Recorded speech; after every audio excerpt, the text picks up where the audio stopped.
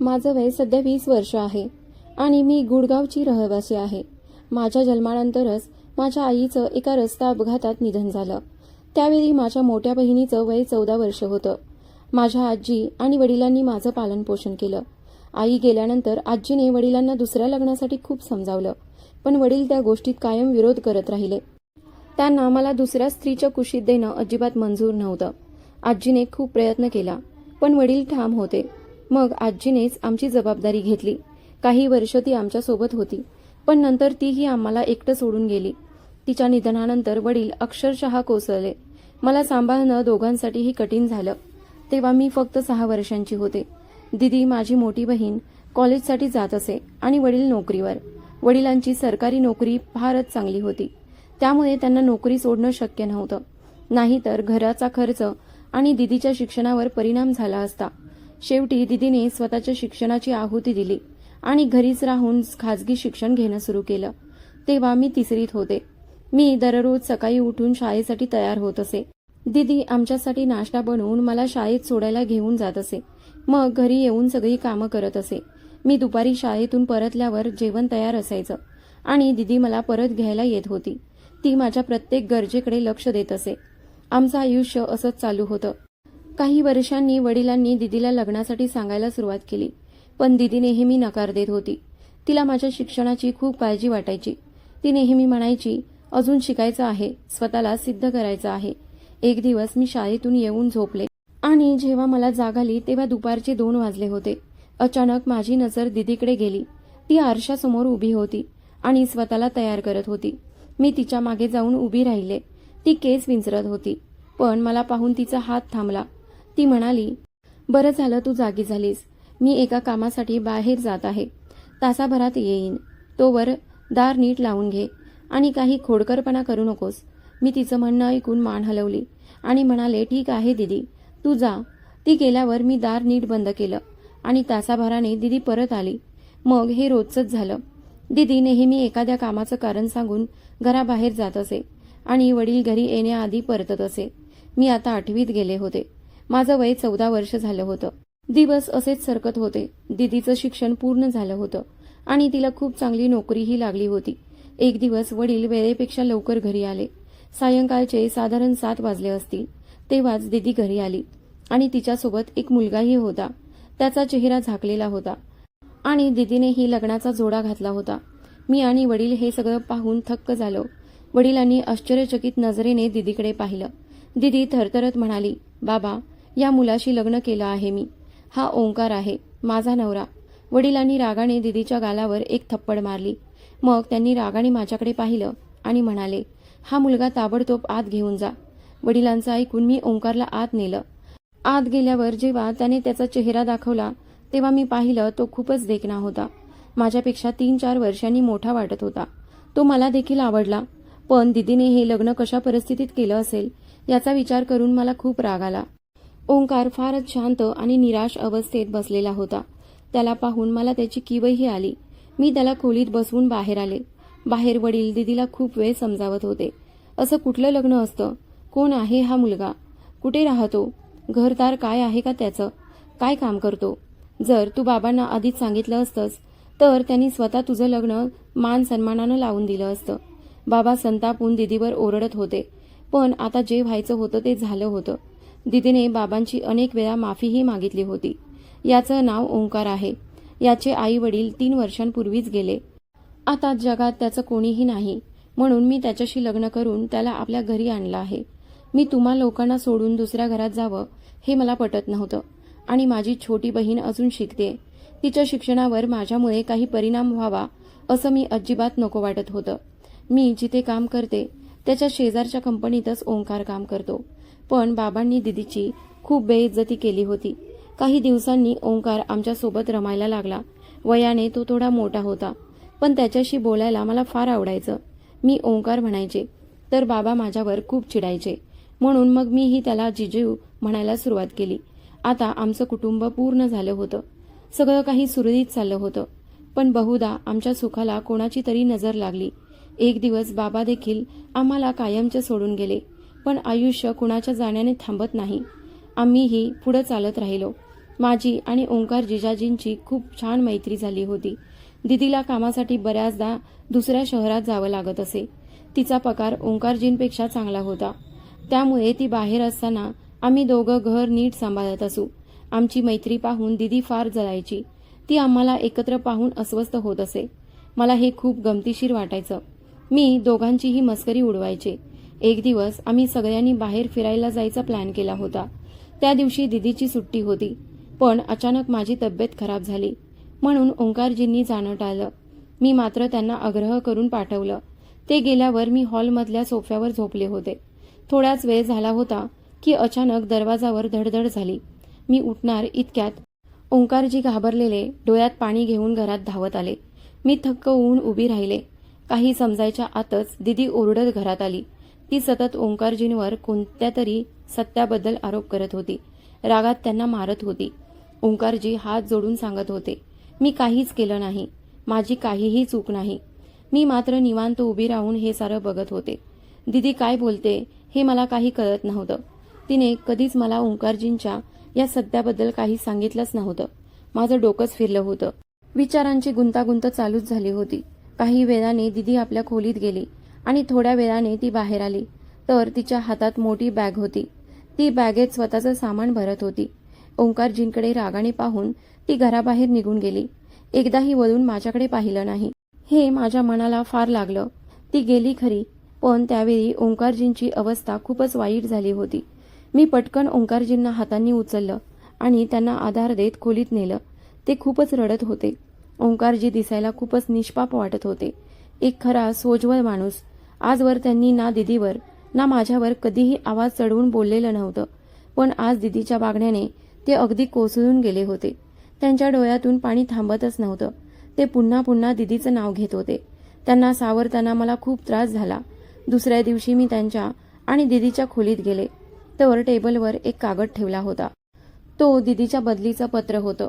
म्हणजेच दिदीचं दुसऱ्या शहरात ट्रान्सफर झालं होतं. मी थोडा सुटकेचा निश्वास टाकला. मला तर वाटलं होतं की दिदी रागात घरच सोडून गेली आहे, पण हे समजल्यावर तरी कळलं की ती कुठे आहे. नाही तर ओंकारजींचं काय झालं असतं हे विचार करूनच मन भरून येत होतं. दिदीने ओंकारजींची जी अवस्था केली होती ते पाहून मला दिदीवर खूपच राग आला होता. आता घरात आम्ही दोघंच उरलो होतो, मी आणि ओंकारजी, आणि आम्ही एकमेकांसाठी आधार होतो. ओंकारजींना दिदीची खूप आठवण यायची. त्यांनी तिच्या आठवणीत अन्नपाणी सुद्धा सोडून दिलं होतं. मी त्यांना सतत समजावत असे, असं केल्याने काही होणार नाही. मी मुद्दाम काहीतरी विनोद करायचे जेणेकरून त्यांच्या चेहऱ्यावर हास्य दिसावं.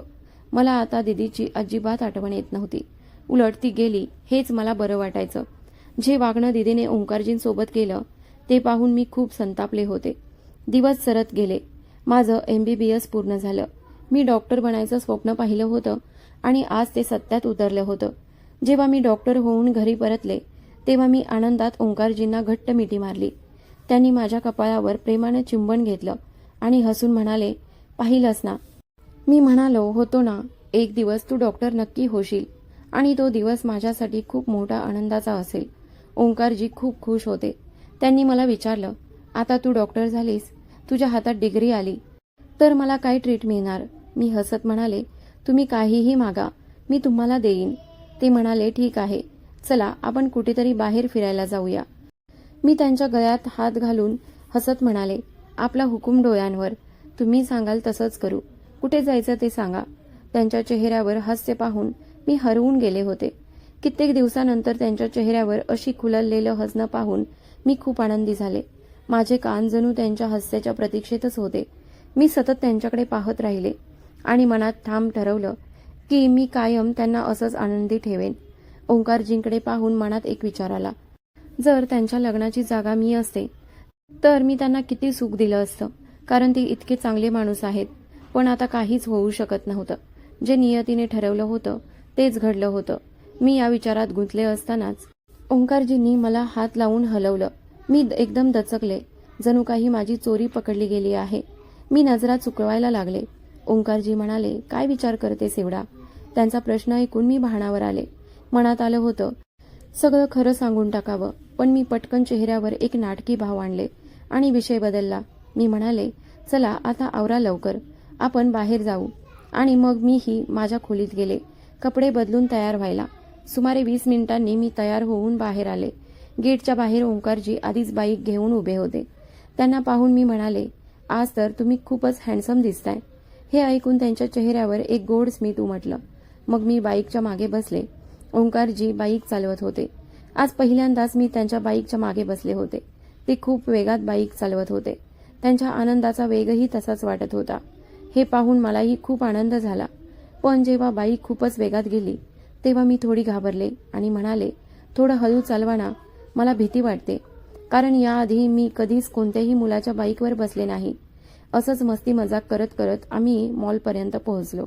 ओंकारजींनी गाडी मॉल बाहेर पार्क केली आणि आम्ही दोघं आत गेलो. मॉलमध्ये गेल्यावर आम्ही दोघांनी खूपच शॉपिंग केली.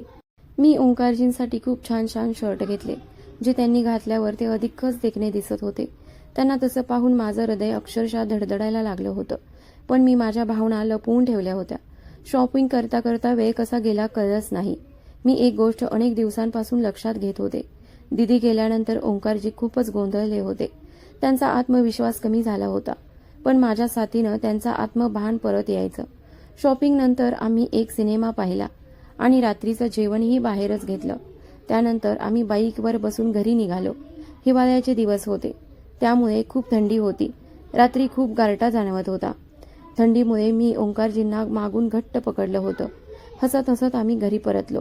पण आमच्या घराजवळ येताच गल्लीतले लोक आम्हाला पाहून वेगवेगळ्या नजरा टाकू लागले. आम्ही घराच्या दारापाशी पोहोचलो तर तिथे गर्दी जमली होती. ओंकारजी पुन्हा घाबरले. त्यांचा आत्मविश्वास ढासळला. लोक काय काय बोलत होते. ओंगळ आणि घाणेरड्या आरोपांनी भरलेलं बोलणं. मी मात्र त्यांचा हात घट्ट पकडलेला होता. मी त्यांच्या हातात हात घालून त्यांना आत घेऊन चालले होते. तेवढ्यात एक बाई म्हणाली, अरे बापरे, काय बेशर्मी आहे यांची. धन्यवाद. आज आमच्या डोळ्यांनी पाहिलं हे रंगेल्यांचं तमाशा. अन्यथा कोणाला माहीत पडलं असतं की जिजा आणि सालीमधलं हे काय नातं आहे. दुसरी स्त्री बोलली, अगं, या मुलीचा काय दोष. हिचं बालपणच आईशिवाय गेलंय. हिला समज यावी कुठून. दोष तर या पुरुषाचा आहे. आधी तिच्या दिदीला फूस लावली, लग्न केलं, मग घरात शिरून मेहुणीवर डोळे ठेवले. म्हणूनच त्याची बायको त्याला सोडून गेली. याच्या डोळ्यातच विकृती आहे. मला वाटत होतं की मी त्यांना काहीतरी उत्तर द्यावं. पण त्या क्षणी मला ओंकारजींची खूप काळजी वाटत होती. ते खूप घाबरले होते. म्हणून मी चुपचाप त्यांचा हात धरून त्यांना आत घेऊन गेले आणि दरवाजा बंद केला. पण बाहेरून बायकांचे आवाज अजूनही ऐकू येत होते. ते काही बोलत होते. दोष, आरोप आणि घाणेरड्या गप्पा. माझ्या अंगावर अक्षरशः काटा आला होता. मला काही समजत नव्हतं काय करावं काय नाही. जर कधी खरं बाहेर आलं तर काय होईल. अजून तर लोक फक्त बोलत होते. पण ते खोटं बोलत असले तरी लोकांच्या मनात घर करत होते. मी एका विचित्र विचारांनी भरलेल्या अवस्थेत होते. जणू काही उद्याचा सूर्योदयच माझ्यासाठी एखादा मोठा वादळ घेऊन येणार आहे. माझं मन सैरभैर झालं होतं. मी ठरवलं, ओंकारजींना शांत झोप हवे. ते खूप थकल्यासारखे होते. म्हणून मी त्यांच्या जेवणात थोडीशी झोपेची गोळी मिसळली. ओंकारजी खूपच चांगल्या स्वभावाचे माणूस होते. आजवर त्यांनी कधी कोणाशी वादविवाद केला नव्हता. पण त्यांना एक मानसिक भीती होती. कुणी त्यांच्याबद्दल काही बोललं की ते खूप घाबरायचे, थरथरायचे. जेवण केल्यानंतर ओंकारजी शांत झोपले. मी त्यांच्या खोलीत जाऊन त्यांना पाहिलं. ते गाढ झोपले होते. मग मी हळूच बाहेर आले आणि माझ्या खोलीत जाऊन झोपले. दुसऱ्या दिवशी मी थोडी उशिरा उठले. पाहिलं तर ओंकारजी आज ऑफिसला गेले नव्हते. उलट किचनमध्ये जाऊन स्वतः नाश्ता बनवत होते. मी शांतपणे नाश्त्यासाठी टेबलपाशी बसले. काहीच बोलले नाही. पण ज्या क्षणी मी खाणार होते तेव्हाच दरवाजाची बेल वाजली. मी क्षणात सावध झाले. मला वाटलं पुन्हा गल्लीतले लोक आले असावेत, कालच्या रात्रीसारखं काहीतरी बोलायला. मनात खूप घाबरट भावना निर्माण झाल्या होत्या. ओंकारजी दरवाजा उघडायला गेले तर खरंच गल्लीतल्या बायका घरात शिरल्या आणि त्यांनी पुन्हा कालचा तमाशा सुरू केला. ओंकारजी यांनी आपल्यावर केलेले आरोप मुकाट्याने सहन केले. पण जेव्हा त्या बायकांनी माझ्याबद्दल वाईट बोलायला सुरुवात केली तेव्हा ओंकारजी संतापले. मी आश्चर्याने त्यांच्याकडे पाहतच राहिले. त्यांनी एकामागून एक खडे बोल सुनावले आणि काही वेळातच त्या सगळ्या बायका शांत, चेहऱ्यावर लाज घेऊन घराबाहेर निघून गेल्या. ओंकारजींनी दरवाजा बंद केला. मी त्यांचं हे रूप पाहून थक्क झाले होते. त्यांनी खरंच बरोबर केलं होतं. त्यांनी लोकांची बोलतीच बंद केली होती. मग मी आनंदाने नाश्ता केला आणि माझ्या खोलीत गेले. थोड्या वेळाने बाहेर आले तर पाहिलं ओंकारजींच्या हातात माझा मोबाईल होता. ते नक्की कोणाशी बोलत होते? मला एकदम वाटलं, काय ओंकारजींना काही सापडलं का? कुठली तरी माझी गोष्ट त्यांना समजली का? माझ्या काळजाचा ठोका चुकत होता. तेवढ्यात ते माझ्याकडे पाहत म्हणाले, तू इतकी मोठी चूक कशी करू शकतेस? माझं मन धस्स झालं. आता मी खोटं बोलू शकत नव्हते. मला वाटलं कदाचित सगळं सांगून टाकावं, पण मी बोलणार इतक्यात पुन्हा दरवाजाची बेल वाजली.